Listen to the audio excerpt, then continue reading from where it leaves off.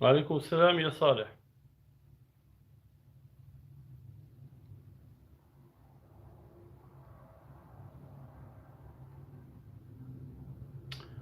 كيف حالكم جميعا أخواتي إخواني؟ أتمنى أن يكون الجميع بألف خير وبصحة وسلامة وعافية.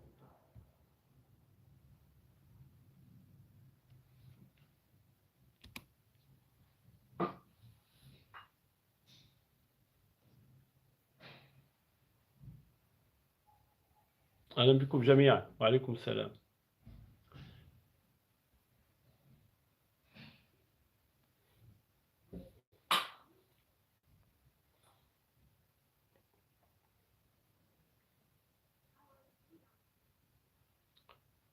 أزول موسى، أزول فريد، وعليكم السلام. جاردي، عتيقة، تيريري، علي ريشة، أهلا بكم جميعا.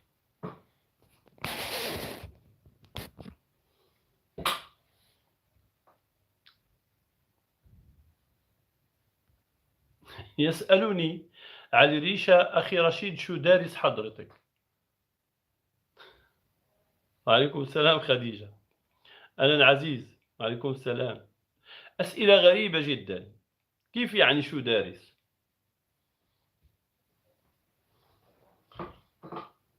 من كل فن طرف كالكتاب المستطرف.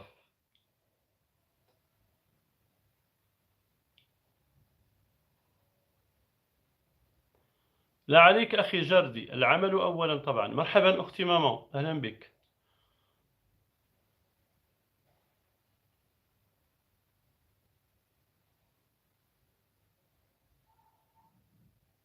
شو مستواك الثقافي؟ فرق كبير بين شو دارس وبين شو مستواك الثقافي والمستوى الدراسي. حدد أولا سؤالك، فأنت لم تعرف ماذا تريد. المستوى الثقافي لا يحدده الإنسان بنفسه، بل يحدده جمهوره، هم الذين يعرفون مستوى من يحاورهم الثقافي. لأن فرق كبير بين مستوى الشهادة التي تحصل عليها والمستوى الثقافي. فالشهادة لا تعكس أبدا مستواك الثقافي لتفهم المعنى. فأنت تطرح أسئلة لا تعرف حتى معناها يا علي ريشة. ويا سي جردي.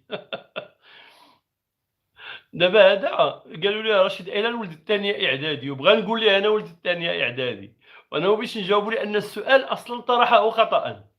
لأنه قال شو دارس؟ شو دارس يعني ماذا درست؟ ماذا قرأت؟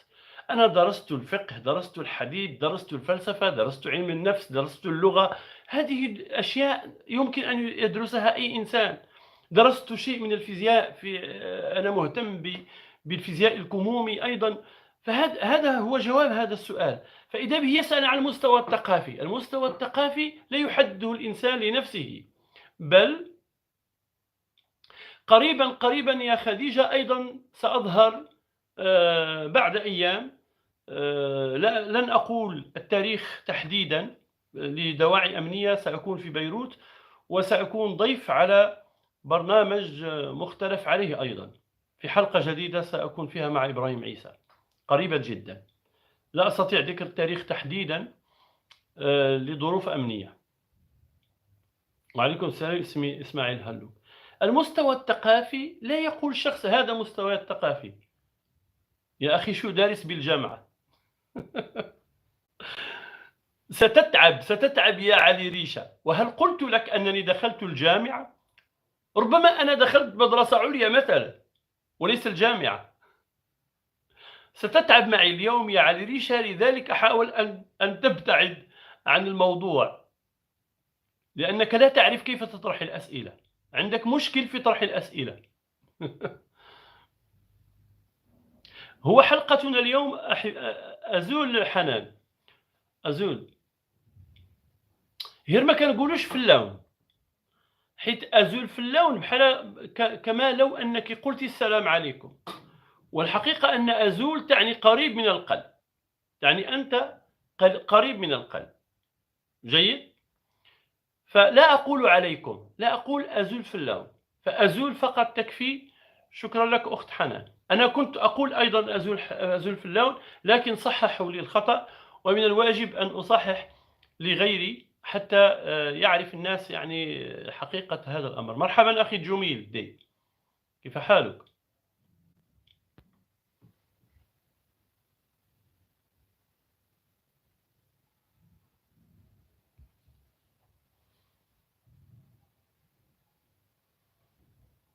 حلقة اليوم تدخل في هذا الإطار أحبائي أعزائي، وهي مثيرة للسخرية نوعا ما. مرحبا أخت أشبي، أهلا بك، تحياتي لك. مرحبا الزيتوني الطالبي أزول. هذا واجبنا يا أخي فضلي المصطفى، هم الذين أعطونا السلاح كي نقوم بلخبطتهم، وإلا لما كنا علمنا يعني هذا السلاح هم الذين وهبوه لنا وأعطوه لنا، فلولا أنهم كتبهم مليئة بالخرافات والتناقضات لما قلنا لهم ما قلنا.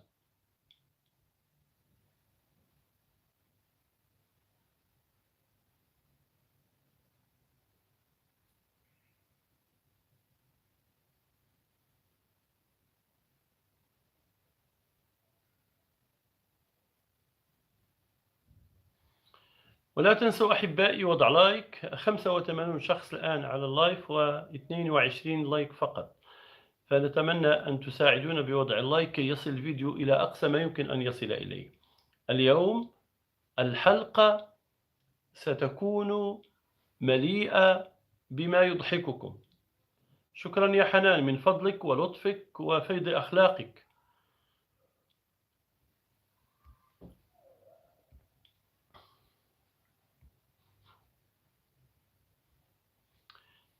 ستجدون أحبائي سنتحدث عن أول خرافة يمكن أن نتحدث عنها اليوم، وهي خرافة الكلب الأسود شيطان.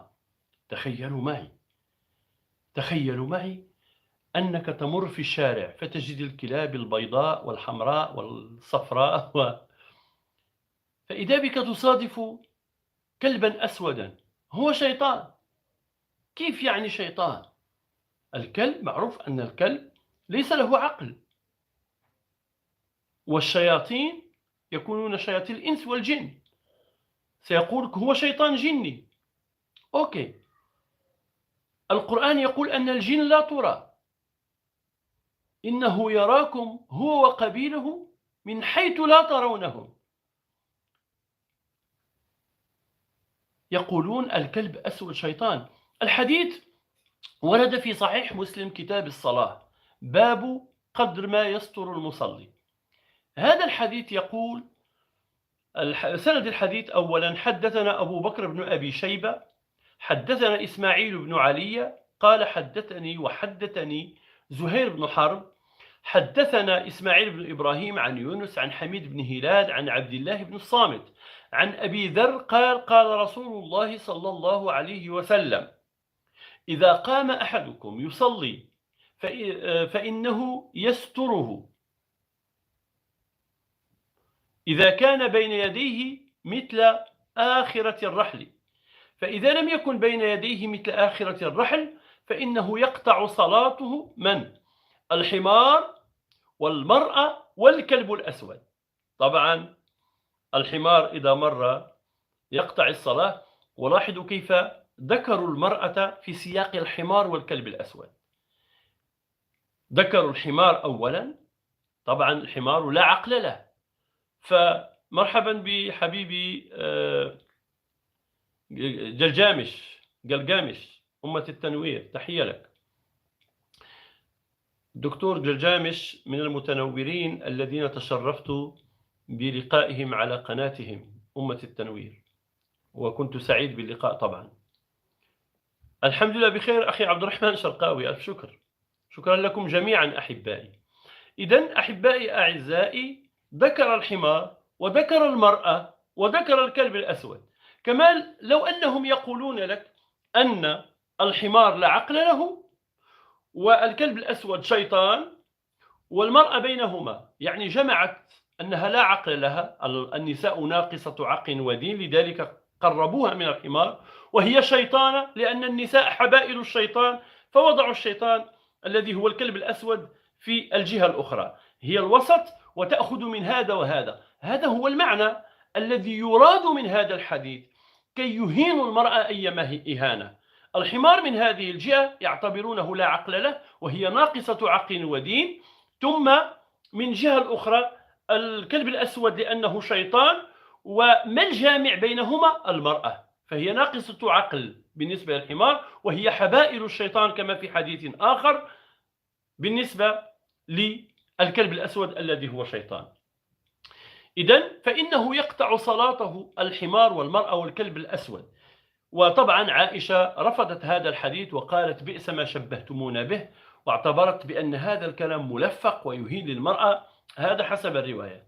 هم يتناقضون، يروون الأبيض والأسود، ويريدون أن نجمع بين هذه الحماقات ونؤمن بها كأننا لا عقل لنا، كأننا أغبياء. طبعا لسنا أغبياء. إذن المرأة والكلب الأسود. قلت يا أبا ذر ما بال الكلب الأسود؟ يعني الرجل لم يستغرب من الحمار، عادي الحمار يقطع وعادي المرأة تقطع، لكن لماذا المسكين الكلب الأسود؟ لماذا الكلب الأسود؟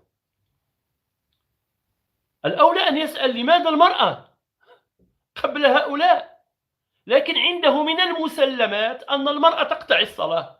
أوليس هذا مثير للضحك ومثير للسخرية؟ هؤلاء الذين يرون هذه الأحاديث أليس لهم أمهات؟ هذا الحديث يهين أمهاتهم ويتفاخرون به ويرونه. ذكورية مقيتة مؤلمة محزنة بشكل بشع. ذلك عقل الشيوخ مع كامل الأسف. إذن أحبائي أعزائي، فإنه يقطع صلاته الحمار والمرأة والكلب الأسود. قلت يا أبا ذر ما بال الكلب الأسود من الكلب الأحمر؟ يعني الكلب كلب. من الكلب الأصفر؟ قال يا ابن أخي سألت رسول الله كما سألتني، فقال الكلب الأسود شيطان. شكرا يا فاطمة زهرة مسلم. الحديث رواه مسلم في كتاب الصلاة باب قدر ما يستر المصلي. أرأيتم هذه الحماقة أحبائي أعزائي أخواتي إخواني؟ أرأيتم كم هو مثير للضحك هذه الأحاديث في صحيح مسلم؟ وإياك أن تطعن في صحيح مسلم. لكن غير بعيد يمكن أن نرجع إلى صحيح البخاري لنجد أن هناك شيطانين موجودان في الخلاء، في المرحاض. أحدهما اسمه الخبث، والشيطان الآخر أو الشيطان الأخرى اسمها الخبائث، يعني ذكر وأنثى. لذلك يفرض على الإنسان المسلم إذا أراد أن يدخل إلى التواليت أن يقول اللهم إني أعوذ بك من الخبث والخبائث. الحديث في صحيح البخاري كتاب الدعوات باب الدعاء عند الأخلاء. يقول هذا الحديث حدثنا محمد بن عرعرة حدثنا شعبة عن عبد العزيز بن صهيب عن أنس بن مالك قال كان النبي إذا دخل الخلاء قال اللهم إني أعوذ بك من الخبث والخبائث.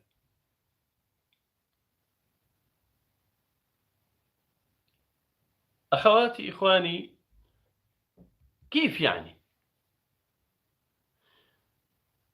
كيف يعني في المرحاض شيطانان؟ ولماذا يكون الشيطان في المرحاض؟ لماذا يكون الشيطان؟ أليس له مكان يسكن فيه غير شيء غير تواليت؟ نعم يا جميل ديزيد، أليس له مكان يمكن أن يكون فيه غير هذا؟ هو كما يعتقدون يستطيع أن يخترق كل شيء، فلماذا يختار المرحاض برائحته أعزكم الله كي يسكن فيه؟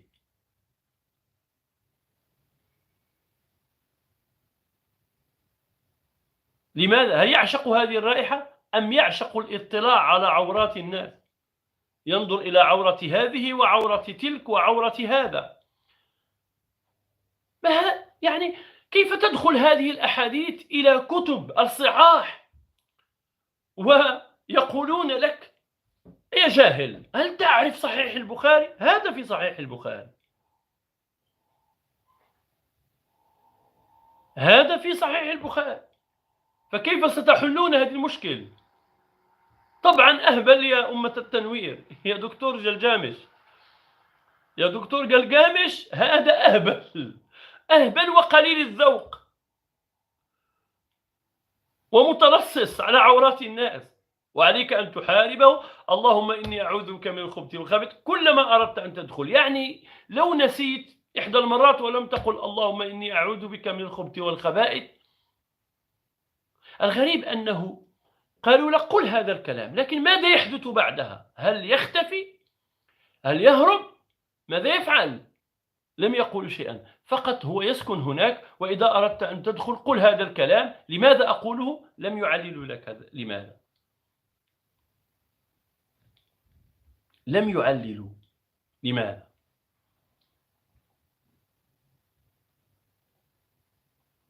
هذا في صحيح البخاري. أما في تفسير ابن كثير دعونا نأتي بهذه القصة. طبعا لم تكن، يعني كان هناك خلاء يأتون إلى الخلاء، لذلك قال إذا دخل أحدكم الخلاء، فكان المرحاض هو الخلاء. حتى الحديث لم يقل مرحاض بل قال الخلاء. في تفسير ابن كثير نجد حادثة شق الصدر، شق صدر الرسول وهو طفل.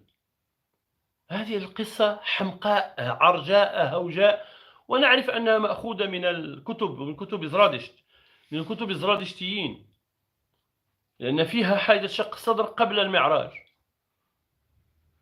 قال عبد الله بن الإمام أحمد حدثني محمد بن عبد الرحيم أبو يحيى الفزاز حدثنا يونس بن محمد حدثنا معاذ بن محمد بن أبي بن كعب حدثني أبو محمد بن معاذ عن محمد عن أبي بن كعب أن أبا هريرة. لا يا لطيف، هذا السند أنا أقرأه لكم أعرف أنه ممل ومثير للاستغراب، وكيف يكون كل هؤلاء صادقون لا يكذبون، ثم ما الذي يثبت أنهم فعلا رووا هذا الحديث سوى ادعاء ذلك الشخص الذي قال هذا الكلام؟ ما الدليل على؟ وهل هذا الشخص الذي روى هذا الحديث التقى بكل هؤلاء؟ طبعا مستحيل أن يلتقي بهم. يعني ويقول علم الجرح والتعديل، علم الحديث، غريب. إذن عن أن أبا هريرة كان جريئا على أن يسأل الرسول، يعني كان هو جريء يسأل الرسول بدون خوف، يعني كأن الرسول كان إرهابيا الكل كان يخشاه. القرآن يقول عكس هذا، يقول فبما رحمة من الله لنت لهم ولو كنت فظا غليظ القلب لانفضوا من حولك. يعني كان الكل يجتمع إليه ويسأله بشكل عادي، هذا ما يقوله القرآن. لكن هذا الحديث الذي ورد في تفسير ابن كثير يقول غير هذا، يقول بأن أبا هريرة هو الذي كان يتجرأ، الآخرون لا يستطيعون أن يسألوا الرسول.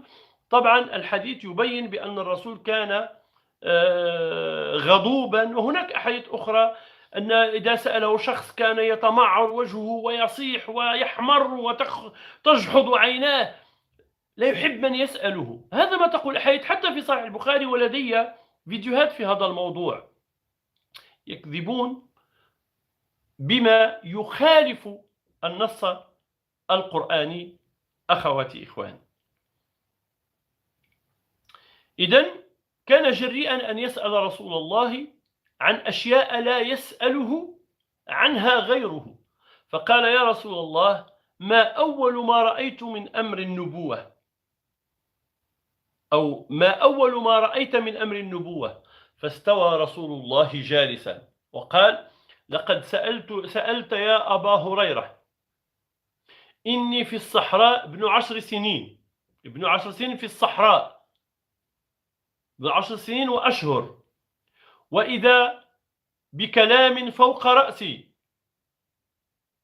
وإذا رجل يقول لرجل أهو، فاستقبلاني بوجوه لم أرها قط، وأرواح لم أجدها من خلق قط، وثياب لم أرها على أحد قط. لو كان طفل صغير عمره 10 سنوات ورأى كل هذا، ماذا؟ سيفقد لبه، سيسقط مغشيا عليه، أو قد يجن. الأطفال لا يتحملون الأشياء الغريبة، فما بالك أن تأخذ طفل وتأتي لترهبه وترعبه ثم تشق صدره عملية جراحية وهو ينظر. ما هذا يا سادة؟ ما هذا أخواتي إخواني؟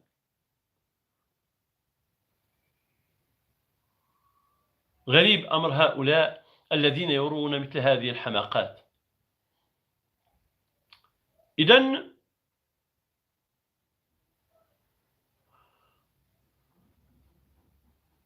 فاستقبلني بوجوه لم أرها قط، وأرواح لم أجدها من خلق قط، وثياب لم أرها على أحد قط. فأقبل إلي يمشيان حتى أخذ كل واحد منهما بعضدي، لا أجد لأحدهما مسا، فقال أحدهما لصاحبه أضجعه، فأضجعاني بلا قصر ولا هصر. فقال أحدهما لصاحبه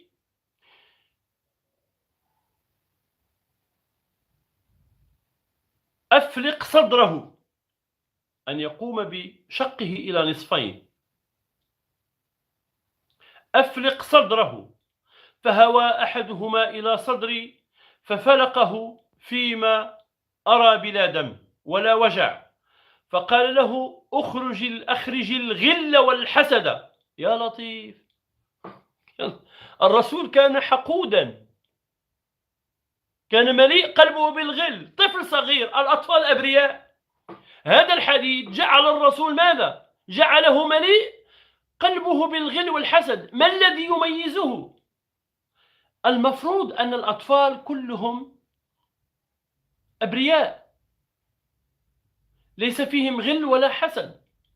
الأطفال يقولونهم الأطفال أحباب الله، إلا الرسول ليس بريئا وليس حبيبا لله.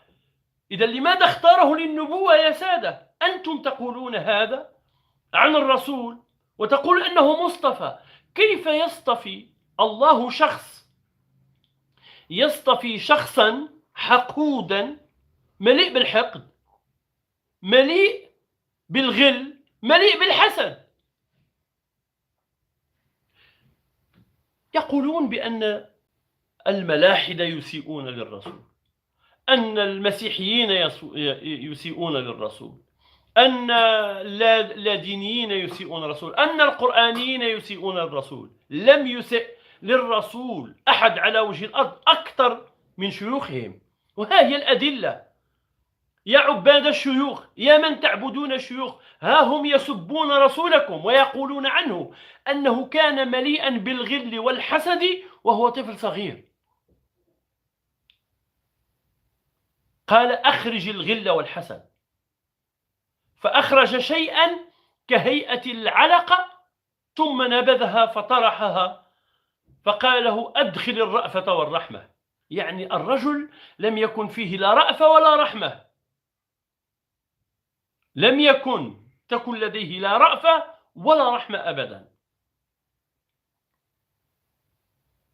تخيلوا معي، هو ليس فيه لا رأفة ولا رحمة، وكان قلبه مليئا بالحقد وبالغل وبالحسد.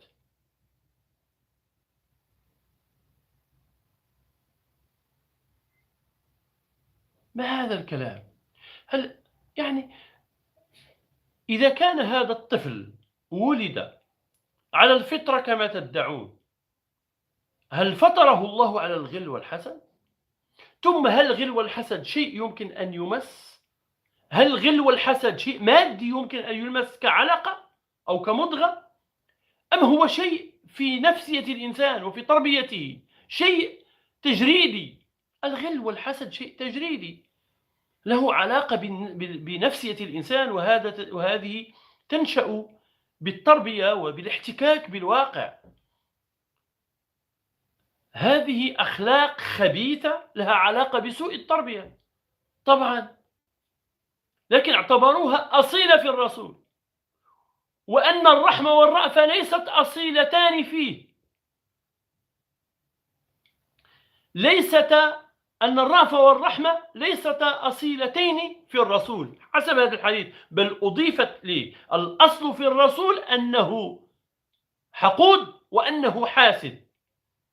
هذا ما قاله ابن كثير وليس رشيد أيلان نقلا عن أبي هريرة. إذن أخرج الغل والحسد، فأخرج شيئا كهيئة العلقة ثم نبذها فطرحها فقاله أدخل الرأفة والرحمة فإذا مثل الذي أخرج شبه الفضة. جميل جدا، يعني أن العلقة مثل حشرة العلقة ترمى، ولكن ما أدخله هو شيء أشبه بالفضة، يعني لونه فضي يتلألأ، وكأن الرأفة والرحمة لها لون وهو لون فضي. ما هذا أيها السادة؟ فإذا مثل الذي أخرج شبه الفضة ثم هز إبهام رجلي اليمنى فقال أعد واسلم، فرجعت بها أعدو رقة على الصغير أو رقة على الصغير ورحمة للكبير. ويصدقون هذه الخرافات ويقولون بأن كتب شيوخهم هي كتب العلم، وأن هؤلاء الشيوخ هم العلماء، وأن هؤلاء الذين يدرسون هذه التفاهات هم العلماء. هؤلاء علماء لهم العلم، لهم المعرفة. ما هذا أيها السادة؟ ما هذا؟ طبعا كلامي غير موجه للشيوخ، لأنهم أشربوا عجل تقديس شيوخهم يعبدونهم. كلامي موجه أولا للحيارى، وثانيا لكم أنتم أيها المتنورون، كي تكون لديكم ترسانة من النصوص تواجهون بها كل من يواجهكم ويقول لكم من قال لكم إن شيوخنا عظماء علماء أتقياء أنقياء نبهاء. ها هي كتبهم تعج بالحماقات، وتعج بالأكاذيب والخرافات، وتعج بما يؤسس للتخلف.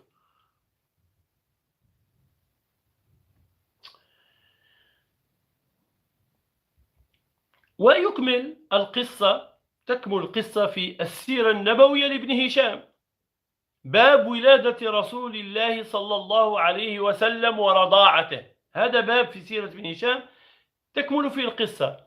قالت فرجعنا به فوالله إنه بعد مقدمنا بأشهر مع أخيه لفي بهم لنا خلف بيوتنا لفي بهم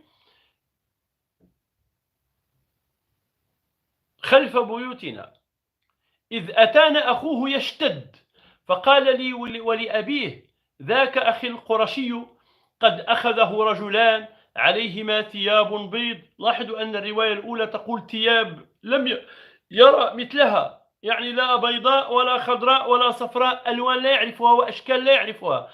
وقال رجلان، أما هو الحديث الأول قال بأن شكلهم غير معروف. هؤلاء الأشخاص غير معروفين. قال استقبلاني بوجوه لم أرها قط، وأرواح لم أجدها من خلق قط، وثياب لم أرها على أحد قط. لكن هذا الحديث يقول بأنهما رجلان يعني عاديان عليهما ثياب بيض، فأضجعاه فشق بطنه. ماذا قال الحديث الأول؟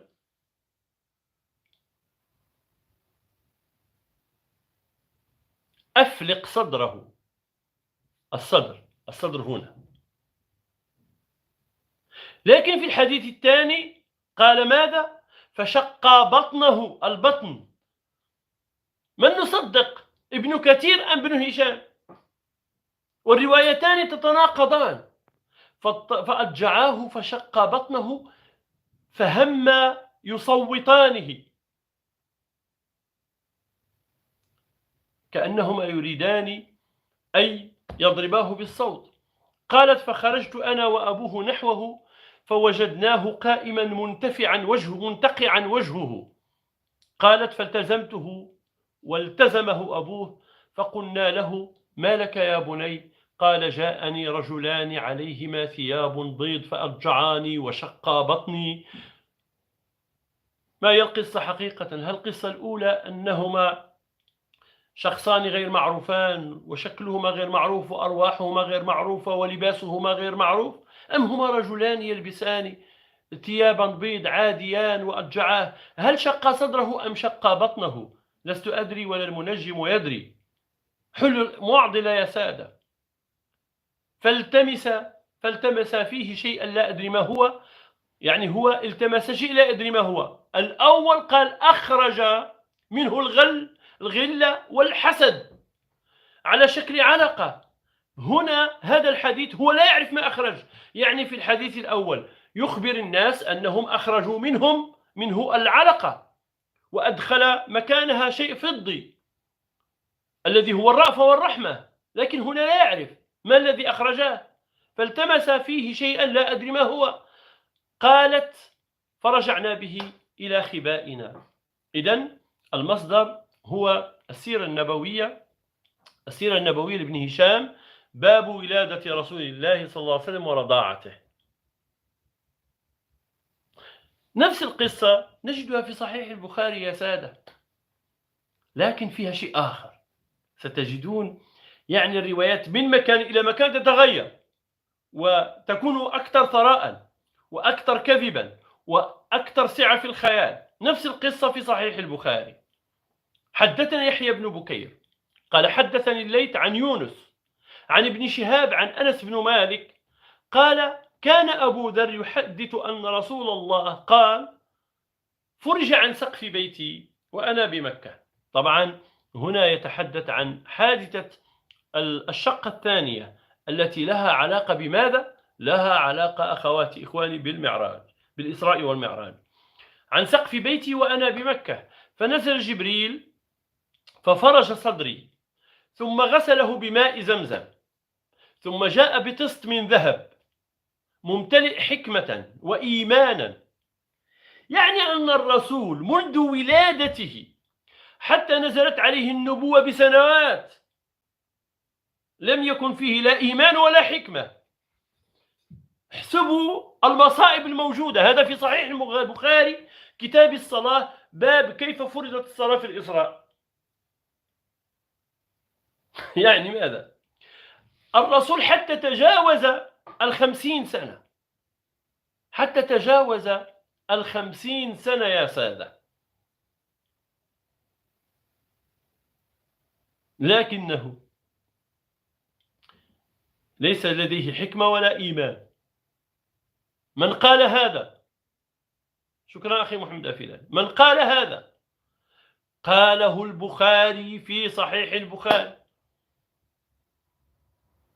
الحديث عن أبو ذر وعن أنس بن مالك وعن ابن شهاب الزهري طبعا المعروف بالكذب والتدليس في صحيح البخاري.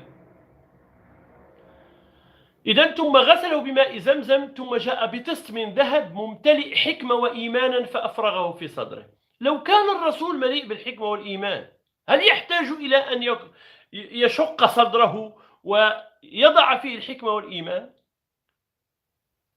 يعني الرجل لم يتربى على الرأفة والرحمة، بل أقحمت في صدره وهو طفل صغير لأنه كان مليء بالغل والحسد حسب الرواية. ثم عندما أصبح نبيا وهو نبي وغير مؤمن، تخيلوا، نبي ليس حكيما ولا مؤمنا، هذا في صحيح البخاري. أي إساءة أكبر من هذا؟ حتى جاءه جبريل فشق صدره وملأه بالإيمان والحكمة،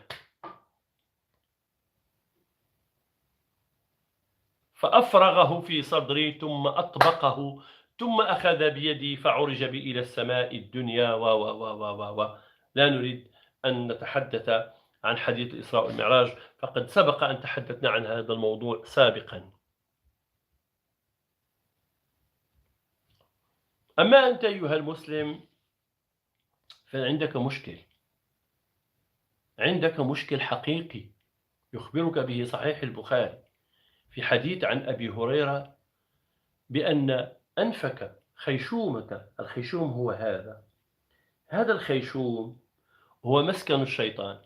بيوت مراحيض المسلمين مليئة بالشيطان، وكذلك خيشوم المسلم. تخيلوا، يعني أن المسلم، البخاري يخبرنا في صحيح البخاري في كتاب بدء الخلق باب صفة إبليس وجنوده أن المكان الطبيعي ليبيت الشيطان أين هو؟ هو خيشوم المسلم. ألم أقل لكم أنها حلقة للضحك؟ حلقة للضحك. ويغضب كثير من المسلمين التراثيين عندما يقول لهم شخص إهانة معينة.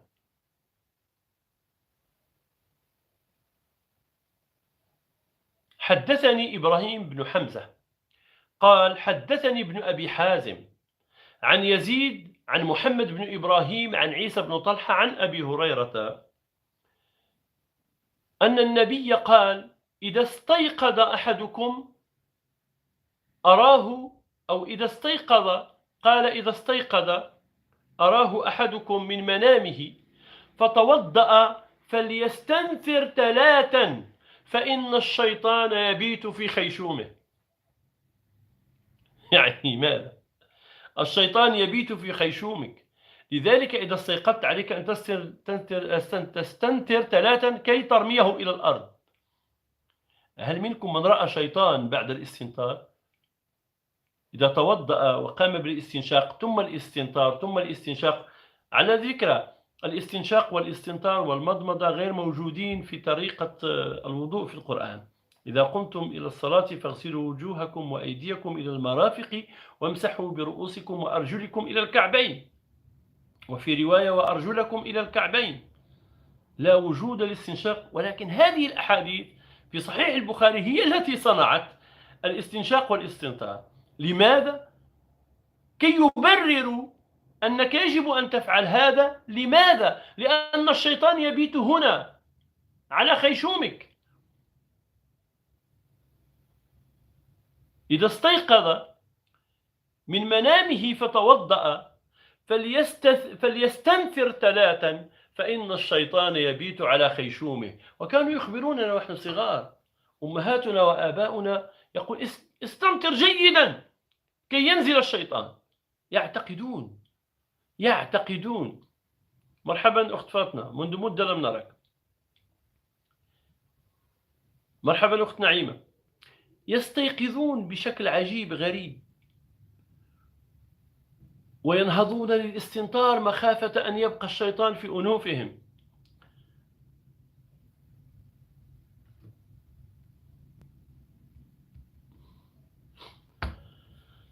أما إذا رأيتم الحمار ينهق فهو ينهق لأنه رأى الشيطان.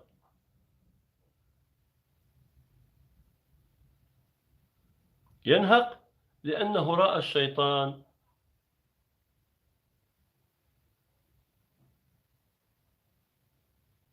تخيلوا، نعرف أن النهيق هو وسيلة من وسائل التواصل بين الحمير، فهو عندما يرى حمار يمر من أمامه فهو ينهق. لكن صحيح البخاري جعل نهيق الحمار بسبب قدوم الشيطان. الغريب في الأمر أن في أحد الفيديوهات كان شيخ يتحدث ويصف وبقربه حمار ويتحدث ويشرح هذا الحديث، فإذا بالحمار ينهق. فقلت لهم ربما الشيخ هو الشيطان، وعندما رآه الحمار نهق.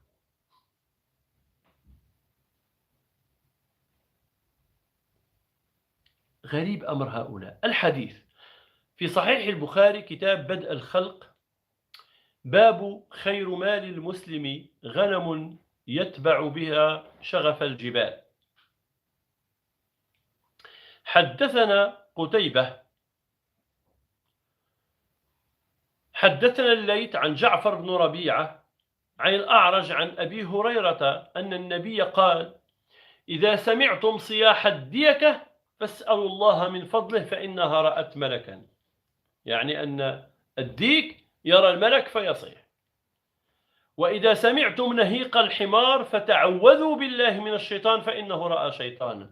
طبعا هذه الخراريف، هذه الأكاذيب مضحكة ومثيرة للضحك، وهي تبين، أحبائي أعزائي، تبين بما لا يدع مجالا للشك أن هؤلاء الذين يطرحون مثل هذه المواضيع كانوا كذابين بشكل لا يتوقع وساذج. كيف يعني؟ الحمار دائما عندما يرى فإنه يتواصل، يرى حمار آخر فإنه يتواصل، لا ينهق إلا إذا حمار آخر، سواء كان أتان أو حمار، سواء كان ذكر أو أنثى. هذا هو العلم الذي يقرأ الشيوخ كي يصبحوا علماء. تخيلوا أخواتي إخواني، هل هذا الكلام يصدقه عاقل؟ وهل من يؤمن بهذه الحماقات يمكن أن نعتبره عالم؟ لكن نحن ملزمون أن نصف هؤلاء بالعلماء، وأن لحومهم مسمومة ولا يجوز انتقادهم كأنهم آلهة في الأرض. حولوا أنفسهم إلى آلهة على الأرض، يتحكمون في رقابنا بالكذب والخرافات. ويقول: لماذا أمتنا متخلفة لأنها لا زالت تؤمن بهذه الخرافات التي تؤثر تأثيرا سلبيا على العقل وعلى المنطق وعلى كل شيء جميل حباه الله لنا. أول شيء مناط التكليف في الإنسان هو العقل، يقول لك الغي عقلك وآمن بهذه الحماقات. لو أتيت أي خبير في الحيوانات وفي لغة الخطاب ودارس لعلم الحيوان ويفهم كيف يتواصل الحيوان وإشارات الحيوان، سيشرح لك لماذا هذا الحمار يفعل هذا، وبالتالي فتقع في مشكل. هل ستؤمن بالعلم الذي يشرح بشكل تفصيلي وتجربة ودراسة متأنية وتقول ها هي الأسباب العلمية لتواصل الحمير، أم أنك يجب أن تؤمن بالأكاذيب التي لفقها الشيوخ باسم الله والدين والرسول ووضعوها لك وأمروك بالإيمان بها؟ كيف تتقدم أمتنا وهي لديها نصوص تناهض العلم، لديها نصوص توقف العقل، لديها نصوص تسفك دماء كل حر بدعوى ماذا؟ بدعوى قتل المرتد و لا تشككي في عقلك يا نادية، شككي في حماقاتهم، لأن عقلك وهبك الله إياه ووضع لك المعايير التي بها تعرفين الحق من الباطل بالعقل، والعقل وحده. لذلك قال القرآن ميز العقلاء عن غيرهم، وميز العلوم الحقة، العلوم الكونية عن غيرهم، وهكذا. أيضا التثاؤب، هناك دراسات علمية كثيرة تبين لك أسباب التثاؤب، منها حاجة الجسد إلى الأكسجين. يكون الجسد في حاجة إلى الأكسجين، ثم العقل يقوم بهذه التقلصات لكي يدخل الهواء، تدخل الكمية التي يحتاجها الدماغ من الأكسجين.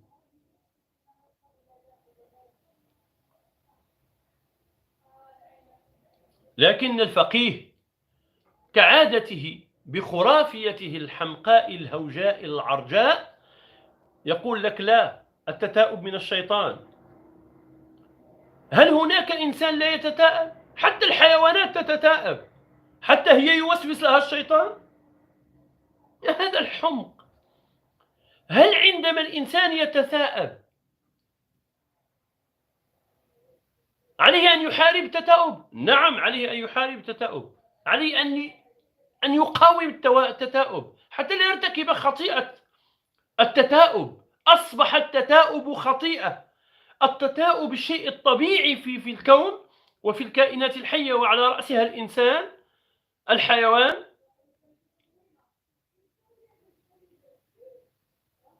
يجب أن يحارب التثاؤب. الحديث في صحيح البخاري، كتاب بدء الخلق، باب صفة إبليس وجنوده. حدثنا عاصم بن علي، حدثنا ابن أبي ذئب. ابن أبي ذئب هذا الشيخ الذي أمر بقطع رأس الإمام مالك، تخيلوا، هو في سند هذا الحديث. حدثنا ابن أبي ذئب عن سعيد المقبوري عن أبيه عن أبي هريرة. كل الغرائب تجد أبي هريرة، أن النبي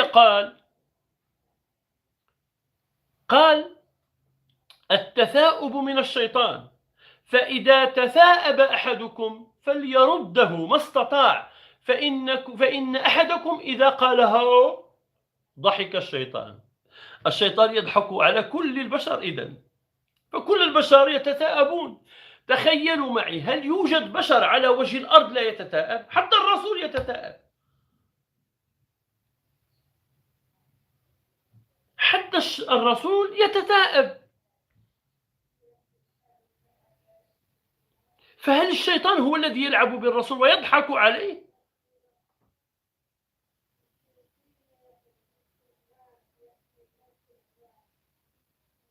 حتى في التنفس، نعم، يعذبونهم. التثاؤب من الشيطان، فإذا تثاءب أحدكم فليرده ما استطاع، فإن أحدكم إذا قال ها يعني تثاءب ضحك الشيطان. إياك أن يضحك الشيطان، على الشيطان أن يبقى دائما عبوس قمطريرة.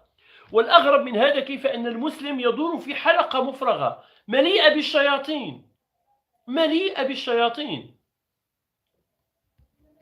ومن الغرائب أيضا أن حتى للرسول شيطان، وكان يوسوس للرسول وكان يلعب بالرسول، لكنه استطاع أن يتغلب عليه وهداه للإسلام.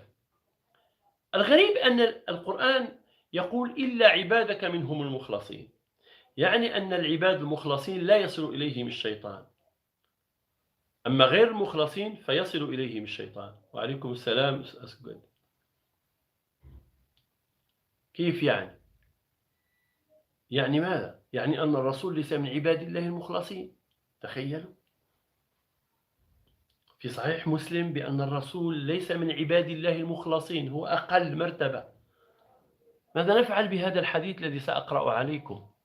حدثني هارون بن سعيد الأيلي، حدثني ابن وهب، أخبرني أبو صخر عن ابن قصيد. لاحظوا الأسماء كيف هي، والله يضحكوا على الأسماء. حدثني هارون بن سعيد الأيلي، حدثني ابن وهب وأخبرني أبو صخر، وعن ابن قصيد حدثه أن عروة حدثه أن عائشة زوج النبي حدثته أن رسول الله خرج من عندها ليلا، قالت فغرت عليه فجاء فرأى ما أصنع، فقال ما لك يا عائشة أغرت؟ فقلت وما لي لا يغار مثلي على مثلك. فقال رسول الله أقد جاءك شيطانك؟ عائشة أيضا عندها شيطان، عائشة أيضا هي جاءها شيطان. أنا لست من قال هذا في صحيح مسلم. عائشة لها شيطان ويوسوس لها. قالت يا رسول الله أو معي شيطان؟ قال نعم. إذن لماذا تغضبون من الشيعة أحبائي أعزائي؟ لماذا تغضبون من الشيعة الذين بعضهم ليس كلهم يسبون عائشة؟ كتبكم تسب عائشة وتقول بأنها كان معها شيطان، وأنه كان يوسوس لها ويؤثر عليها، ومن وسوسته لها أنه تسبب في أنها كانت تغار من الرسول. هي قالت يعني من المنطق أنت زوجي يجب أن أغار عليك، شيء طبيعي.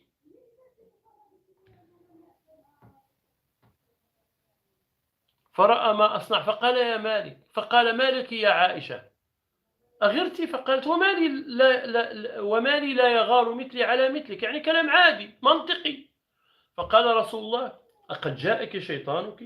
يعني أي امرأة تغار على زوجها فهذا بسبب الشيطان. الشيطان هو السبب. قال: أقد جاءك شيطانك؟ قالت: يا رسول الله أو معي شيطان؟ قال: نعم. قلت: ومع كل إنسان؟ قال: نعم. قلت: ومعك يا رسول الله؟ قال: نعم، لكن ربي أعانني عليه حتى أسلم. ما رأيكم؟ أليس هذا يتناقض مع القرآن؟ إلا عبادك منهم المخلصين، إن عبادي ليس لك عليهم سلطان. ما هذا؟ ما هذا يا سادة؟ كيف نحلل؟ الرسول كان معه شيطان وأعانه الله عليه حتى أسلم. لا تعليق. أيضا نجد في سنن النسائي كتاب عشرة النساء باب الغيرة، أخبرنا قتيبة قال: حدثنا الليث عن يحيى بن سعيد الأنصاري عن عبادة بن الوليد بن عبادة بن الصامت أن عائشة قالت: التمست رسول الله فأدخلت يدي في شعره فقال: قد جاءك شيطانك. يا لطيف. وضعت يدها على شعر الرسول قالها: جاءك شيطانك. الشيطان الذي قالها: أدخل يدك في شعر الرسول. فقلت: أما لك شيطان؟ لاحظ الفرق بين الروايتين. فقال: بلى، ولكن الله عانني عليه وأسلم.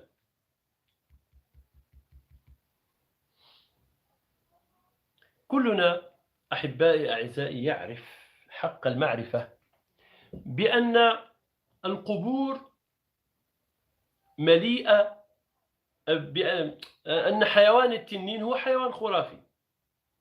طبعا تعرفون أن التنين هو حيوان خرافي، جسده جسد ثعبان، وينفط ووجهه وجه تمساح، وينفط النار من فمه، وله أجنحة كالنسر يطير بهما، وذيل كذيل الطور، وهو مزيج خرافي من مجموعة من الحيوانات.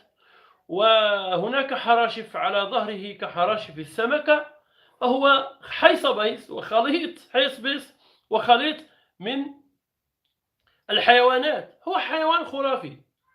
لكن لدى الشيوخ ليس حيوان خرافيا،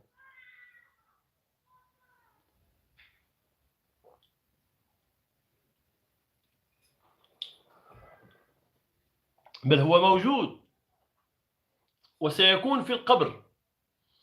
اسمعوا هذا الحديث، هذا تجدونه في مرجعين. المرجع الأول تفسير الطبري جامع البيان في تأويل القرآن، والمصدر الثاني تفسير السيوطي الدر المنثور بالتفسير بالمأثور. الأول تفسير الطبري جامع البيان في تأويل القرآن، والمصدر الثاني تفسير السيوطي الدر المنثور بالتفسير بالمأثور. تفسير الآية التي تقول: ومن أعرض عن ذكري فإن له معيشة ضنكا ونحشره يوم القيامة أعمى. الآية 124 من سورة طه. عن أبي هريرة عن رسول الله قال أنه قال، لاحظوا دائما أبو هريرة: أتدرون فيما أنزلت هذه الآية؟ فإن له معيشة ضنكا ونحشره يوم القيامة أعمى. أتدرون ما المعيشة الضنك؟ قالوا: الله ورسوله أعلم. قال: وعذاب الكافر في قبره، والذي نفسي بيده إنه ليسلط عليه 99 تنينا. أوليس التنين حيوان خرافي؟ لا، موجود، وموجود في كتب الحديث طبعا وكتب التفسير حقا وصدقا. حتى لا أبقى مقتصرا على هذا، التنين موجود أيضا في الكتاب المقدس. شكرا لدعمك أخي ميشيل سالبي. موجود في رؤيا القديس يوحنا الذي رأى التنين في رؤيا، في حلم، يقول بأنه رأى التنين له قرون وعلى القرون عيون. ويمكن أن ترجعوا إلى سفر الرؤيا المنسوب ليوحنا في العهد الجديد، كتاب المسيحيين العهد الجديد، في هذه الخرافة، خرافة التنين. إذن ليسلط عليه 99 تنينا. أتدرون ما التنين؟ والتنين أيضا رمز للديانة البوذية، يعني من الرموز في الديانة البوذية. وكل هذه خرافات وأساطير، لكن هؤلاء الشيوخ الذين يدعون بأنهم يحاربون الأساطير وأنهم ما يريدونه هو حقيقي وصحيح، يؤمنون بالتنين. تخيلوا، ليسلط عليه 99 تنين في القبر. ما مقدار هذا القبر الذي يجمع 99 تنينا؟ الأرقام، أتعرفين يا فوزية، 99 هي شبيهة بالسوبر ماركت عندما تدخل وتريد أن تشتري شيئا معين وتقول لك 99 أورو أو 99 درهم أو 99.9 درهم أو ريال أو دولار أو شيء من هذا القبيل، حتى لا يكون العدد 100. فأيضا هنا 99 تنينا للضبط، أن العدد مضبوط ويعني حقيقي. سيقول المستمع لو لم يكن هذا كذبا، لو لم يكن هذا كذبا لقالوا 100 أو قالوا 99 يعني الكلام صحيح. أسلوب من أساليب استهواء النفوس والتأثير عليها أحبائي. إذن ليسلط عليه 99 تنينا. طبعا لا وجود لشيء اسمه عذاب القبر، هؤلاء صنعوه. ثم سألهم أتدرون ما التنين؟ قالوا لا طبعا. قال أتدرون ما التنين؟ 99 حية. التنين ليس كما تتخيلون أو يخيل لكم من طرف الأفلام السينمائية لا لا لا لا. التنين، اسمعوا إلى تعريف التنين ستجدون العجب. 99 حية. تنين يتكون من 99 حية. كي يكون لدي تنين واحد يجب أن تندمج في نفس الجسد 99 حية. لكل حية 7 رؤوس، يعني 7 في 99 رأس.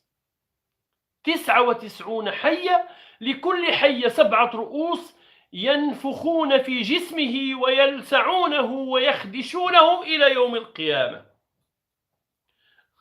ألم أقل لكم إنها حلقة مليئة بالخرافات ومليئة بالضحك ومليئة كي تصبح عالما عليك فقط أن تحفظ هذا الكلام وماذا؟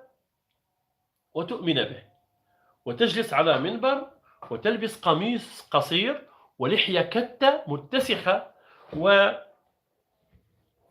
وتفتي وتقرأ على الناس هذه الحماقات. لو جلس رشيد أيلان وبدأ أضع حلقة في عذاب القبر وأسرد هذا الحديث مثلا، هل تعرفون بما سألقب؟ الشيخ الداعية الكبير رشيد أيلان. الشيخ الكبير العلامة النحرير رشيد أيلان. هكذا سيخاطبونني وبهذا الكلام سيلقبونني، لكنني أزهد في هذه الأوصاف إذا كانت ستبلد عقلي ستجعلني أستبلد عقول الناس وأضحك على الناس. أربأ بنفسي أن أقع في هذا، أربأ بنفسي أن أحصل على جاه زائف وعلى درجة زائفة غير حقيقية، أوصف بعالم وأنا مليء بالخرافة، أصدق الخرافة وأنشر الخرافة. فهؤلاء أحبائي بقدر ما ينشرون الخرافة بقدر ما يرتقون لدى الناس، بقدر ما ينشرون الخرافة بقدر ما يصعدون إلى الأعالي، والناس تصدقهم، الناس تؤمن بما يفعلون. إذن التنين ما هو؟ 99 حية، لكل حية 7 رؤوس ينفخون في جسمه ويلسعونه ويخدشونه إلى يوم القيامة. هذا المصدر تفسير الطبري الذي يسمى بجامع البيان في تأويل القرآن، ثم تفسير السيوطي المسمى الدر المنثور بالتفسير بالمأثور. وفي سلسلة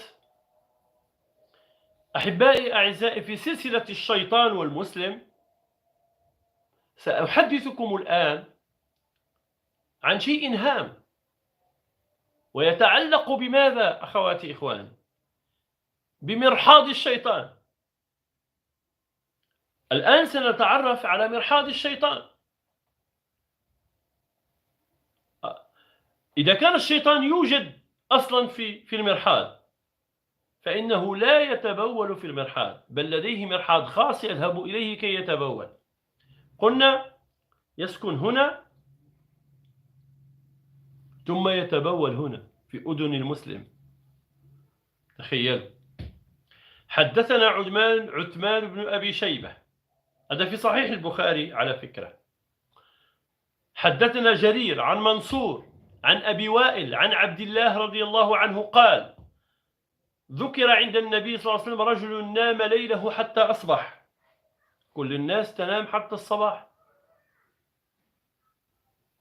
نعم يا صالح، كلامك صحيح، كل الناس تنام ليلا حتى الصباح.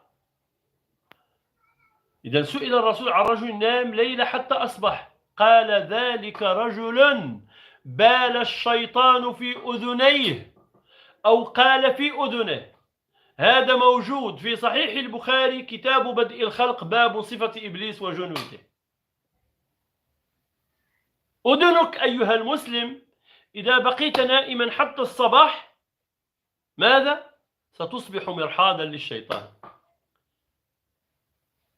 إذن ما شأني أنا والإسلام إذا كان الإسلام سيجعل أنفي هو مرحاض الشيطان، ومرحاضي هو مسكن الشيطان، وأذني يبول فيها الشيطان، وحتى المسجد يسيطر فيه الشيطان على المصلين، فهذا يضع له لجام وذاك حيث أخرى في هذا الباب.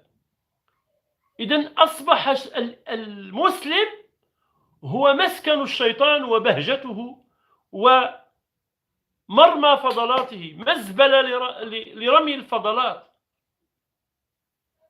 أصبح الإنسان المسلم هو مزبلة لرمي فضلات الشيطان. تخيلوا.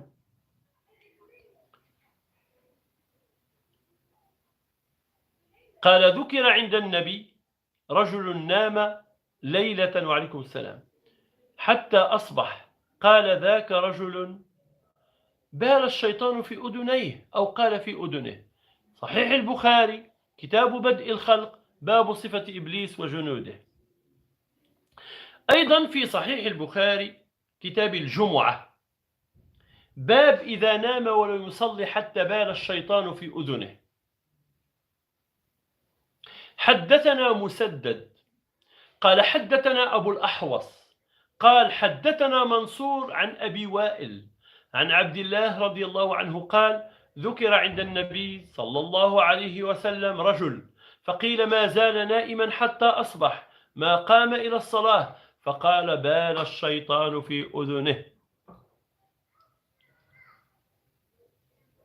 إذا تتأبت فأنت تتأبك من الشيطان، إذا نمت حتى أصبح الصباح ولم تصلي فقد بال الشيطان في أذنك، إذا نمت وأردت أن تصلي فإن أنفك مليء بالشياطين تنام فيه، فعليك أن تستنتر 3.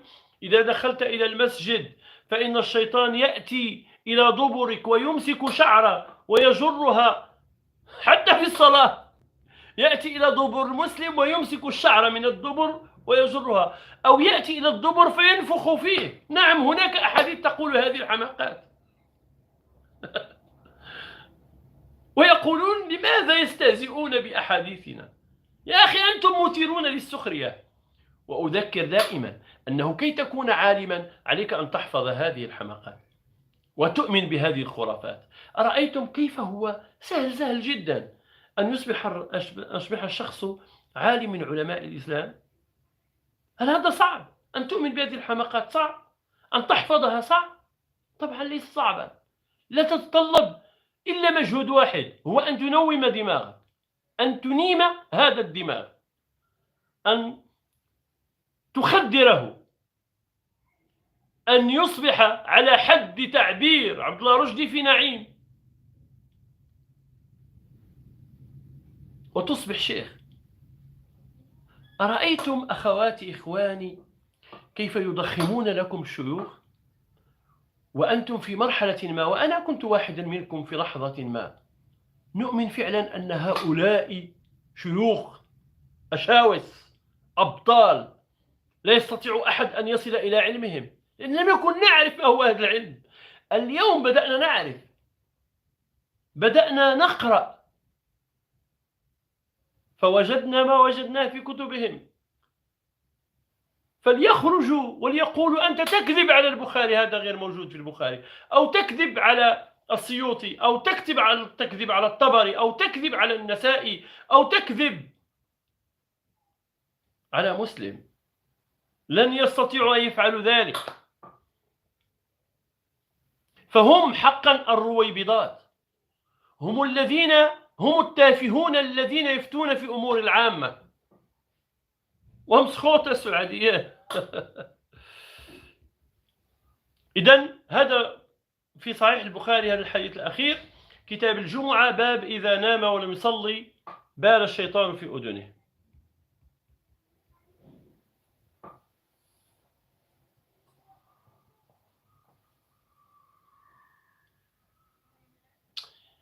ما تعلمناه هو أن الرسول قد جاء للإنس والجن، هكذا علمونا الثقلين. لكن هناك أحاديث تبين أن الرسول جاء ليدعو حتى النبات إلى الإسلام. تخيلوا معي، القرآن يقول بأن الكون كله يسبح بحمد الله، يعني الأشجار والأحجار والجمادات وكل الحيوانات، الكل يؤمن بوجود إله ويسبح له، هذا ما يخبرنا به القرآن. لكن هذا الحديث يبين شيء آخر، ويبين أن الرسول تشهد له شجرة بماذا؟ تشهد له بأنه نبي وتقول أشهد أن لا إله إلا الله وأن محمد، موحدة ومؤمنة برسول الله، شجرة. نعم، هذا في سنن الدارمي، في مقدمة سنن الدارمي، باب ما أكرم الله به نبيه من إيمان الشجر به والبهائم والجن. أخبرنا محمد بن طريف، حدثنا محمد بن فضيل، حدثنا أبو حيان عن عطاء عن ابن عمر قال: كنا مع رسول الله في سفر، فأقبل أعرابي، فلما دنا منه قال له رسول الله: أين تريد؟ قال: إلى أهلي. قال: هل لك في خير؟ قال: وما هو؟ قال: تشهد أن لا إله إلا الله وحده لا شريك له وأن محمد عبد رسوله. لاحظوا كيف يقدمون الرسول بأنه غبي. تخيل، الرسول يلتقي مع شخص أعرابي فيقول له: هل لك في خير؟ قال: تشهد أن لا إله إلا الله وأن محمد رسول الله. هكذا لم تدعه إلى فكرك ولا إلى رسالتك وإلى ما الجديد الذي أتيت به وما نفعك للبشرية ولا أي شيء. فقط ترى أعرابي يدنو منك الأعرابي، فيسأله الرسول: أين تريد؟ قال: إلى أهلي. سيذهب إلى منزله عند أهله. قال: هل لك في خير؟ قال: ما هو؟ قال: تشهد أن لا إله إلا الله وأن محمد رسول الله. هكذا الرسول ساذجا، هكذا كان فعلا يلتقي مع الناس ويقول: قل لا إله إلا الله محمد رسول الله. رجل تلتقيه وتقول له: هل لك في خير؟ قال: نعم. قال: أن تشهد أن لا إله إلا الله وأن محمد رسول الله. هل فعلا كان الرسول يفعل هذا؟ لو كان يفعله لكان رجلا غبيا ساذجا أحمقا، حاشاه أن يفعل هذا، ونحن لا نؤمن بأنه فعل. لكن ماذا فعل؟ هؤلاء علماؤكم، شيوخكم، مراجعكم الكبرى التي تعتبرونها نجوما طوالع، تهتدون بها، تقتدون بها فتهتدون، هكذا تؤمنون. سنن الدارمي.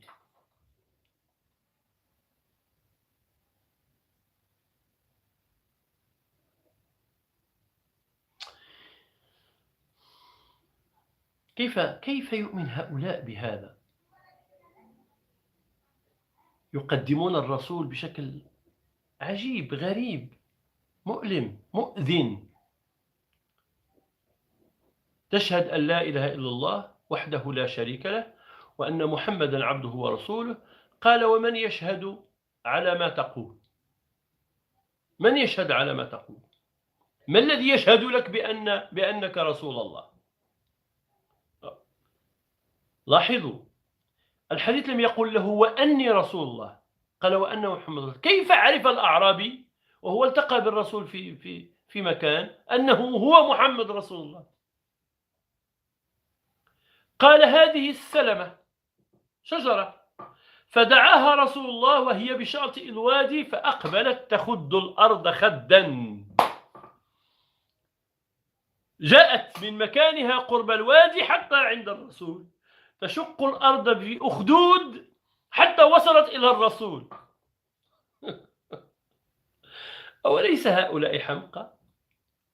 الرسول ليس له معجزات أصلا، والقرآن ينفي عنه البينات، ينفي عنه الآيات البينات، ينفيها نفيا باتا قاطعا بدون نقاش.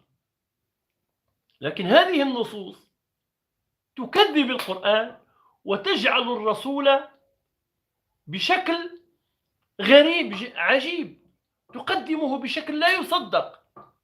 فأقبلت تخد الأرض خدا حتى قامت بين يديه فاستشهدها. تخيلوا تحدثت باللغة العربية أيها السادة.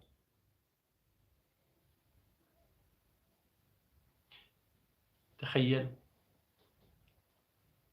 تحدثت تكلمت، لا أدري بأي لسان، شجرة تتكلم.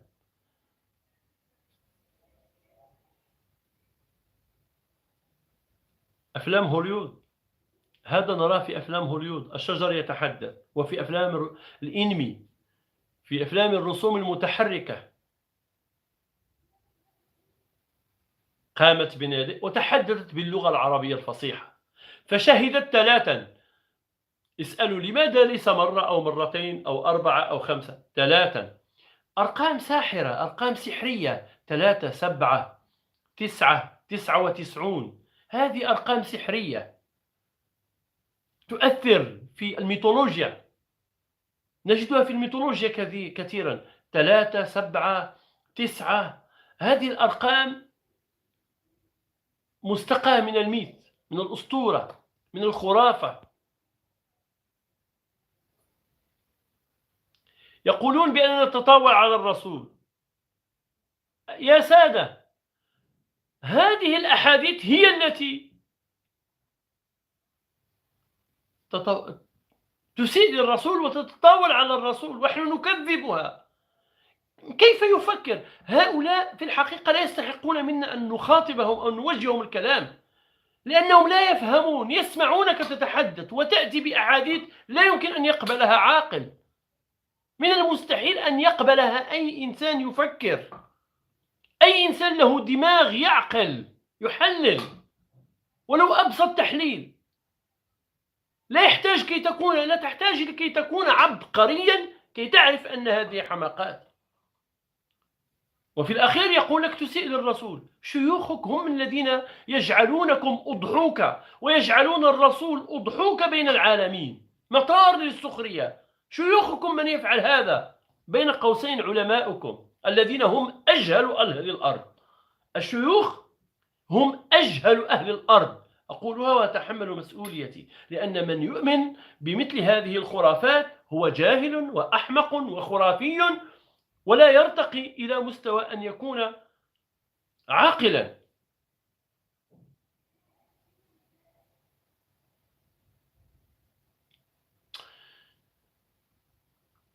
فشهدت 3 أنه كما قال، يعني أنه رسول الله. ثم رجعت إلى منبتها، ورجع الأعرابي إلى قومه وقال إن تبعوني أتيتك بهم وإلا رجعت فكنت معك.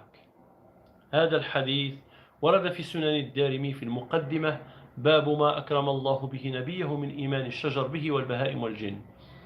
لماذا فعل الرسول هذا مع شخص؟ هذا تبذير للمعجزات. الأولى أن يجمع قومه الذين كفروا به ولم يؤمنوا به ويقوم بهذه المعجزة أمامهم. ألم يطلب منه معجزة؟ طلبوا منه معجزة، فقال لهم لا أملك أي معجزة. قالوا لولا تأتينا آية، طلبوا منه آية واحدة، لماذا يفعلها بشكل سري مع شخص؟ ما هذه الازدواجية في المعايير يا من يصدقون هذه الحماقات؟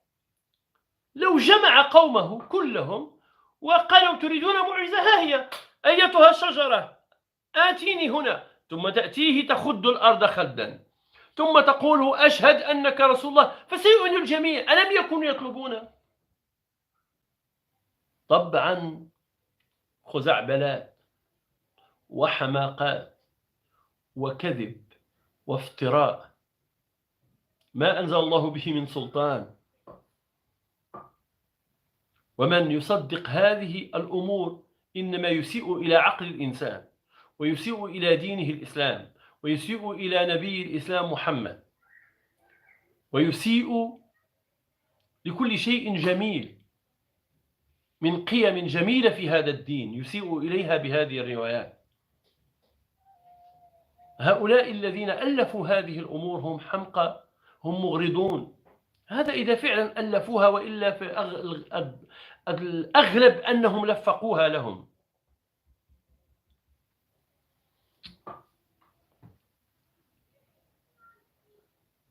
لكن ما رأيكم أحبائي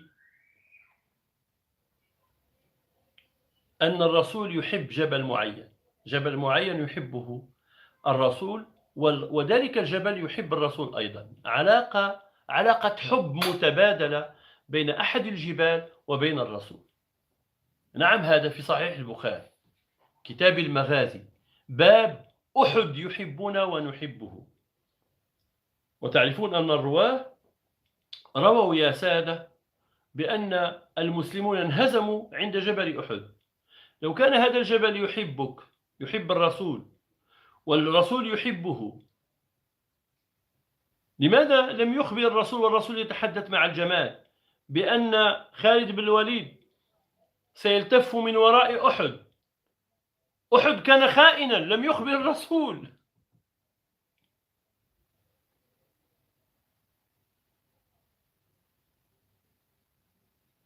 حتى داهموا المسلمين ودهموهم وانتصروا عليهم في غزوة أحد، وقتلوا منهم ما قتلوا. على أين سأروي لكم الحديث؟ حدثنا عبد الله بن يوسف أخبرنا مالك عن عمرو مولى المطلب عن أنس بن مالك عنه أن رسول الله طلع له أحد فقال هذا جبل يحبنا، يعني أن الجبل يحب الرسول ونحبه.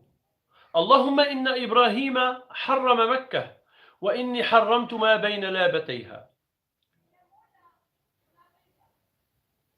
يا لطيف، حتى الجبال تحب وتعشق ولها عاطفة، حتى هي تفعل ذلك، بمعنى أن الرسول كان يحب جبل أحد ولا يحب جبل عرفة. إذا كان يحب جبل أحد فالأولى الوقوف بأحد وليس بعرفة. لكن أحد هو رمز الهزيمة في التاريخ الإسلامي. هل كان الرسول يحب الهزيمة لذلك أحب أحدا؟ فكروا بعقولكم، ناقشوا المسألة مع عقولكم يا سادة.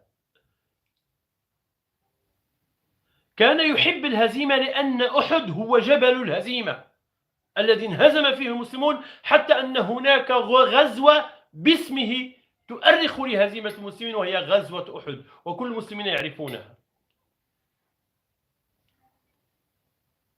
وهو مع ذلك يحب هذا الجبل، يحب الهزيمة، يحب ذكر الهزيمة. بينما فعل ماذا أيها السادة؟ أمر المسلمين أن يقفوا عند جبل عرفة كما نسب له، وإلا فلنا مفهوم آخر لعرفة، أو عرفات كما هو وارد في القرآن.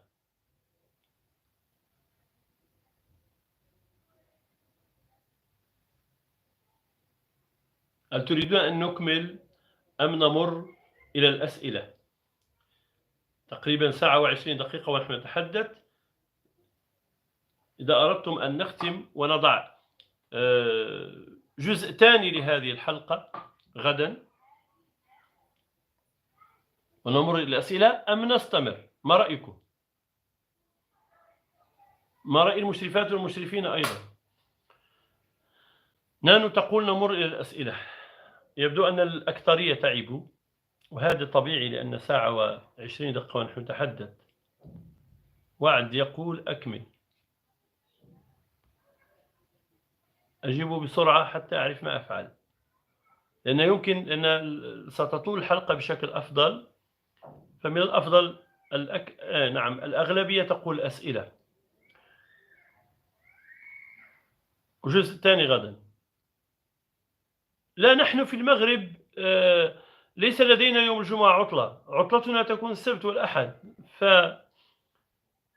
فالأكثرية هنا المغاربة لا يمكن أن يسهروا يوم الخميس لأنهم لديهم عمل يوم الجمعة. إذن المشرفون أيضا يقولون جزء ثاني. إذن ننتقل إلى الأسئلة. شكرا لكم على حسن انتباهكم، وغدا نكمل الشق الثاني من هذه الحلقة.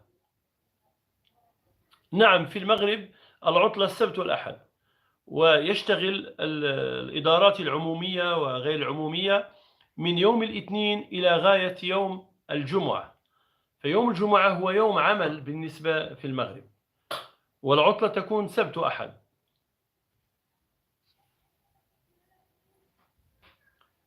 إذن ننتقل إلى الأسئلة، وحبذا أن تكون الأسئلة في الموضوع أيها السيدات وأيها السادة الفضليات والفاضلون، حتى لا نخرج عن الموضوع. لمن أراد أن يسأل عن الإسراء والمعراج فهناك حلقة خاصة تجدون في هذه القناة عن الإسراء والمعراج، فقط اكتبوا الإسراء والمعراج رشيد أيلال وستجدون الحلقة.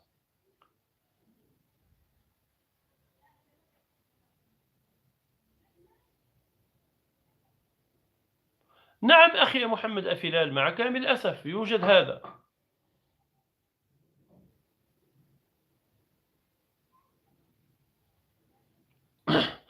حتى القرآن يقرأ الناس من بعد آخر لم يتحدث عن شيء اسمه صلاة الجمعة، والغريب أنهم ليس لديهم أي رواية عن خطب الجمعة. المفروض أن تكون هناك أزيد من 500 خطبة، لكن لا وجود لخطب الجمعة، لا وجود لها أبدا في كتب الحديث.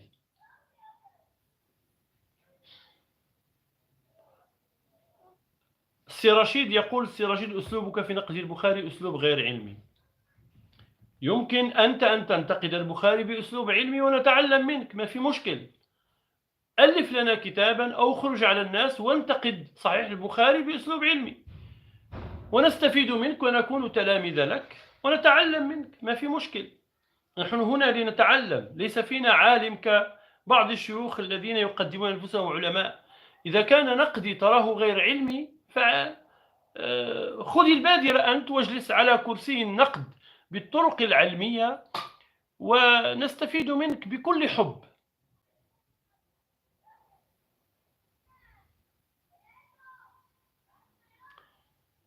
والله أنا نفسي أعرف يا آير أحمد، هذا يدل على أن العقلية السائدة كانت عقلية ساذجة، لأن البون الشاسع بيننا وبينهم يعني شيء كبير، فلذلك نحن تظهر لنا هذه الخرافات، ولكن هم مجتمعهم كان يقبلها، لأنهم لا يفسرون، لا يستطيعون تفسير بعض الظواهر الطبيعية تفسيرا علميا، فلا تفسير لديهم إلا الأسطورة، إلا الخرافة، فتكون تفسيرها منطقيا بالنسبة لهم، لأنهم ليس لديهم تفسير علمي لشرح تلك الظواهر، فيعمدون إلى الخرافات ويبالغون فيها بشكل رهيب، وهذا معروف عبر التاريخ.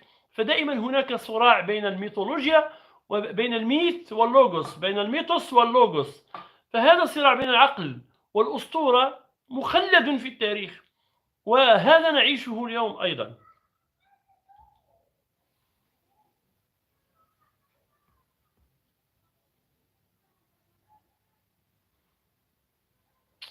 معركة التغيير يا فاطمة الزهراء مسلم،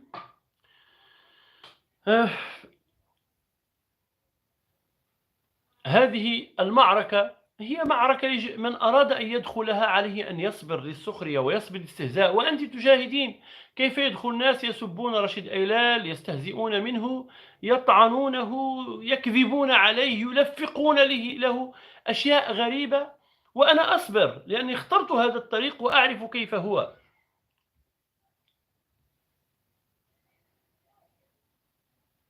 أكلتها الداجن، نعم.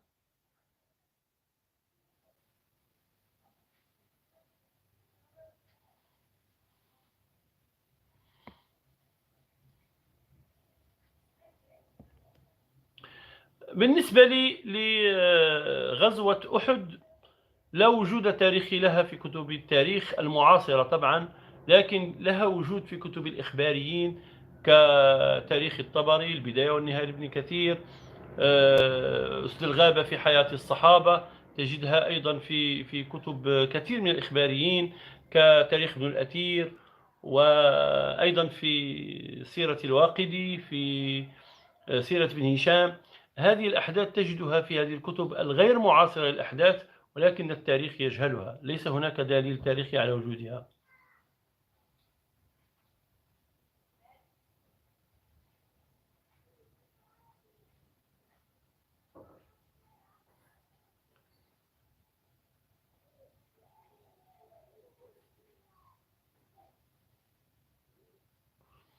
ابحث أنت واقتنع بأن القرآن ليس لم يأتي به أشخاص.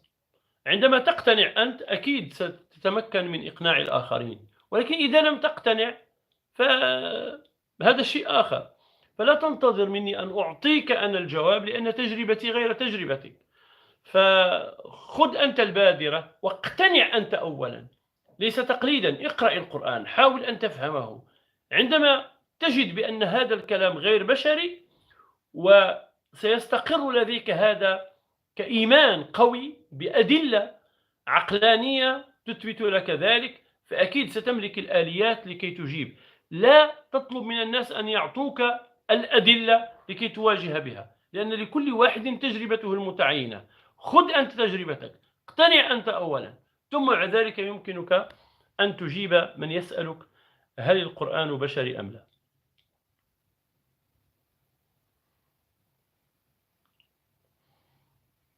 نعم يا محمد، كان أو العباسيون، وأنا أرجح أن العباسيين هو أول من اخترعها.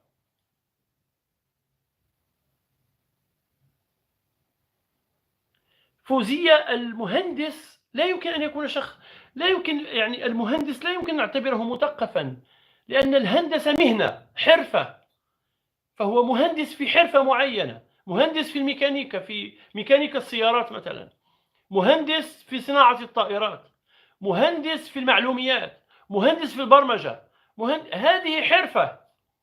مهندس في الهندسة المعمارية. ولكن المثقف هو الذي يقرأ الشعر، هو الذي يقرأ الفلسفة، هو الذي يقرأ عن الفن، عن يقرأ الأدب، يقرأ علم النفس، يقرأ هذه الأشياء. هذا هو المثقف. أما من يتخصص في حرفة معينة حتى يحصل على درجة مهندس فيها، فهذا لا يمكن نعتبره مثقف، فهو رجل تقني، يعني مهندس في تقانة معينة، في تكنولوجيا معينة، في حرفة معينة. لذلك يجب أن لا نخلط الأمور في فهمها. فأكثر الذين يتأثرون بهذه الخرافات طبعا هم الحرفيون في مجالات علمية محددة، لأنه لا يدرس الأدب والفكر والفلسفة كي يتعلم كيف يحاور، كيف ينتقد، لأنه يتعامل مع الأرقام، يتعامل مع قياسات مضبوطة محدودة في الزمان والمكان لا أفق لها، يتعامل مع مادة. أفق التجريد هو الثقافة، هو الفكر.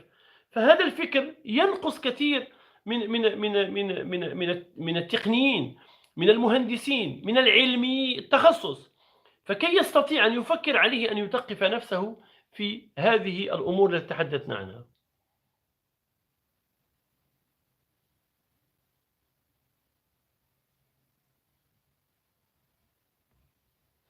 لا تنسوا أحبائي وضع لايك وأنتم معنا، وأيضا لمن أراد الانتساب ليستفيد من ميزات القناة فهناك رابط في الأعلى في المستطيل الأزرق، الشريط الأزرق فيه رابط الانتساب لمن أراد الانتساب إلى القناة ليحصل على ميزاتها.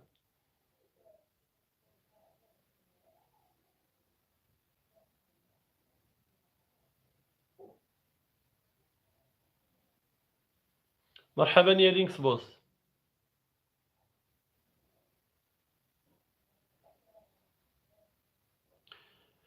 لو فسر الرسول القرآن لفسره بعصره.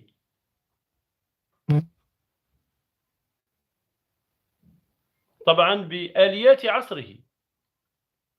لذلك أحبائي أعزائي،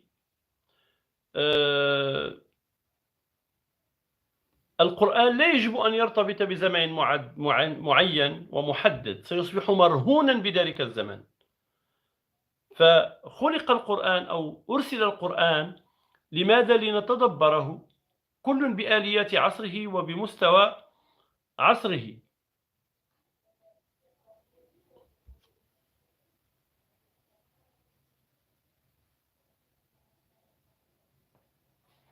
طبعا يا فاطمة زهرة مسلم، جوابك جيد، هو مبلغ وليس مفسر، أنت من يجب أن تفسر. يا آئر أحمد، كل الأفكار تبدأ منبوذة في مجتمعها، لكن بصمود أهل هذه الأفكار ودفاعهم عن أفكارهم يبدأ الناس في اعتناق هذه الأفكار حتى تصبح تلك الأفكار تسود في كل المجتمع. طبعا المجتمع يعادي كل شيء يجهله، الإنسان عدو ما جهل، لذلك يعادي كل الأفكار الجديدة.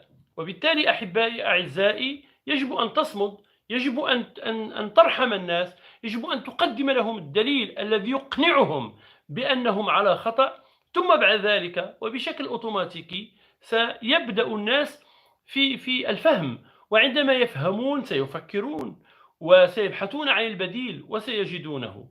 إذا كان لدي قنينة وأردت أن أفرغ من الهواء، أحتاج إلى آلات، إلى معدات، إلى أشياء صعبة جدا.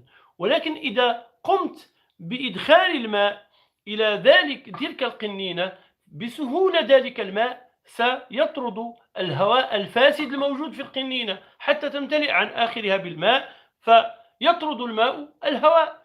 فهذه الطريقة التي يجب أن نستعملها، أن نملأ الناس بالحكمة، بالعقل، بالمنطق. عندما نعلم الناس التفكير، فذلك التفكير وذلك المنطق وذلك العقل سيطرد الأفكار الفاسدة وسيطرد الخرافة بشكل أوتوماتيكي. طبعا هذا ليس بعصا الساحر التي تغير هذه الأمور بسهولة، لكن نحتاج إلى وقت، نحتاج إلى صبر، نحتاج إلى عشرات السنين، لأن ما قاموا بتخريبه خلال 1400 سنة لا يمكن أن تغيره في سنوات، بل يحتاج إلى مئات السنين.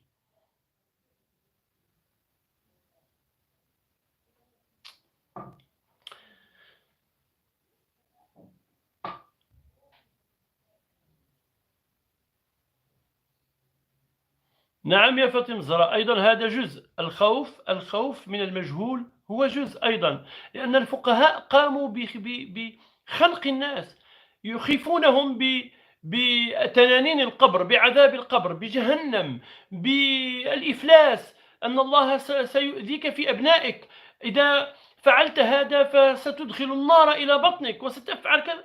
الناس في رعب شديد، لا وجود للطمأنينة، وإنسان يعيش في خوف شديد لا يستطيع أن يفعل شيئا سوى أن يقبع في مكانه، فهو لا يستطيع أن يخرج ليرى ما في الخارج. لو خرج خارج قمقمه ليرى الكون الأفسح والكون الرحب لعلم أنه كان في غباء شديد عندما بقي في قمقمه الضيق.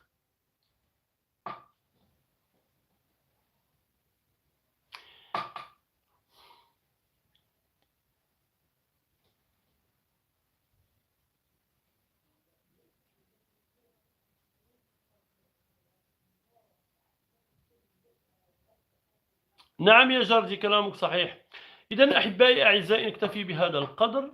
شكرا على تتبعكم، وعلى نقاشكم وعلى ما أضفتموه لنا كي نستفيد منكم جميعا. شكرا للمشرفات والمشرفين على هذه الحلقة، ونتمنى أن نلتقي في جزئها الثاني غدا. دمتم بحب وبود. شكرا لكم.